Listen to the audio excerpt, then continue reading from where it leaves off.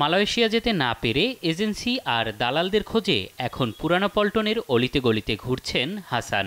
এটা ঠিকানা ভুয়া দিছে, আগের ঠিকানায় নেই এজেন্সি, তাই ফিরে পাওয়ার সম্ভাবনা নেই দালালদের দেয়া লাখ লাখ টাকা। কান্না ভেজা কণ্ঠে ক্ষোভ জানান তিনি। আল্লাহ ছাড়া কারো কাছে বলার আমার উপায় নাই, বুঝছেন।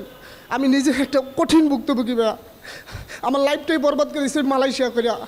একই অবস্থা পল্টন সহ আশপাশে ঘুরতে থাকা মালয়েশিয়া যাওয়ার স্বপ্ন ভাঙা হাজারো মানুষের। দিশেহারা হয়ে পড়েছেন তারা। তো আমরা এদিক দিয়ে মানসিকভাবে, পারিবারিকভাবে সব দিক দিয়ে ক্ষতিগ্রস্ত, আমরা আর্থিকভাবে তো অনেক ক্ষতিগ্রস্ত। এই পর্যন্ত ঘুরাইতে আছে, এখনো কিছু খবর দেই নাই, কইছে আজকাল করতেছে। মালয়েশিয়া যেতে কর্মী প্রতি ৭৮,৯৯০ টাকা নেয়ার কথা থাকলেও ৫ থেকে ৬ লাখ টাকা হাতিয়েছে দালাল ও এজেন্সি চক্র। এতে লাভের অঙ্কটা ২৪,০০০ কোটি টাকা ছাড়িয়েছে। অবশ্য দালালদের ওপর দায় চাপিয়ে এজেন্সিগুলো বলছে কর্মী প্রতি মাত্র ৫ থেকে ৬,০০০ টাকা লাভ করেছেন তারা। কিন্তু দালালদের কারণে তাদেরকে দায়ী করছে ভুক্তভোগীরা। আমরা এখানে কিন্তু যখন যাই তাদের কাছে বলি যে তোমাদের কাছ থেকে কত টাকা নিয়েছে বা কি করেছে, ওরা কিন্তু তখন আমাদেরকে বলে না। তখন আমরা বলি যে আপনারা তো সরাসরি আমাদের কাছে আসেন না, যখন প্রবলেমগুলো হয় তখন আপনারা আমাদের কাছে আসছেন, কিন্তু এর আগে আপনারা আমাদের কাছে আসেন না কেন? দস্যুতাকারী ছিল, তারা বিভিন্ন সময় বিভিন্নভাবে টাকা পয়সা নিয়েছে। কে কত টাকা কিভাবে নিয়েছে, শেষ বেলায় গিয়ে কত টাকা আসছে, এটা আমার নলেজে নেই।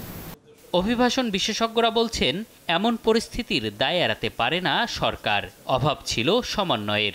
প্রাইভেট সেক্টর মানে রিক্রুটিং এজেন্সিদের, সিভিল এভিয়েশন কর্তৃপক্ষ এবং মন্ত্রণালয়ের, প্রবাসী কল্যাণ মন্ত্রণালয় এবং আমাদের যে বিএমইটি আছে তাদের, এটার একটা সমন্বিত জায়গা। এখন এখানে ব্লেম গেম করে আসলে লাভ হবে না। এখানে সমন্বয়টা বড় ব্যাপার ছিল, সমন্বয়টা ঠিকমতো হয়নি।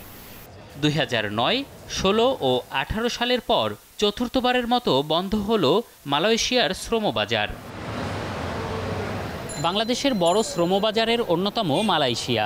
গত ১.৫ বছরে সৌদি আরবের পর সবথেকে বেশি শ্রমিক গিয়েছে সেখানে।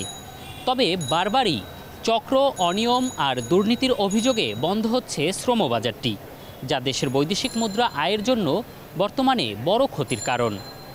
এম এ আজিম, দেশ টিভি, ঢাকা।